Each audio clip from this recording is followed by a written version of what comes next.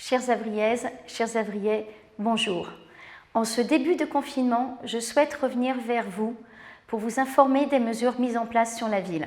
La crise sanitaire que nous traversons est d'une ampleur inédite et nous demande de nous mobiliser pour protéger la santé de toutes et tous.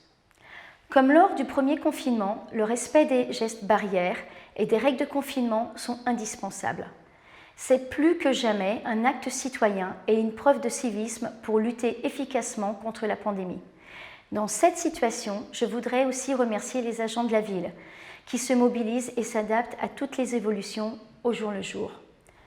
Vous le savez, ce confinement n'a rien de commun avec le précédent. Tout d'abord, les services de la ville restent tous ouverts comme d'habitude. Nous avons adapté ces services en fonction de la situation sanitaire et les agents de la ville font leur maximum. D'ailleurs, je vous remercie de votre compréhension quand ils ne peuvent pas répondre immédiatement à vos questions.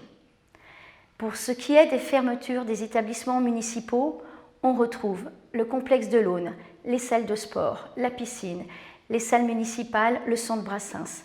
La médiathèque étant aussi fermée, nous avons relancé un service de drive. Pour les enfants qui ont repris le chemin de l'école, nous avons renforcé le protocole sanitaire pour les accueillir avec un maximum de sécurité. Autre particularité de ce confinement, ce sont les commerces. Les commerces essentiels restent ouverts, vous le savez, les autres sont fermés. C'est d'une difficulté majeure pour nombre de commerçants et je comprends leur désarroi. Cependant, c'est aussi une question de civisme face à cette pandémie.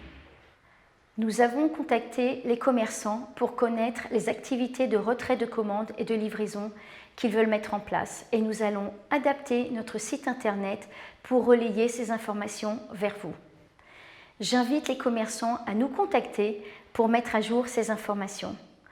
Nous restons aussi en contact très proche avec les associations. C'est indispensable. Nous voulons maintenir un lien avec elles pour les aider à traverser cette période, car certaines associations nous ont déjà fait part de leurs importantes difficultés. Nous portons aussi une attention particulière aux entreprises et je tiens à les assurer de mon soutien total en étant à leur écoute et en les informant à travers notre site internet des dispositifs d'aide. Nous avons plusieurs outils pour aller à votre rencontre. Le site de la ville, l'application Havrier et moi. Mais nous pensons aussi à celles et ceux qui ne sont pas à l'aise avec le numérique ou qui n'y ont pas accès.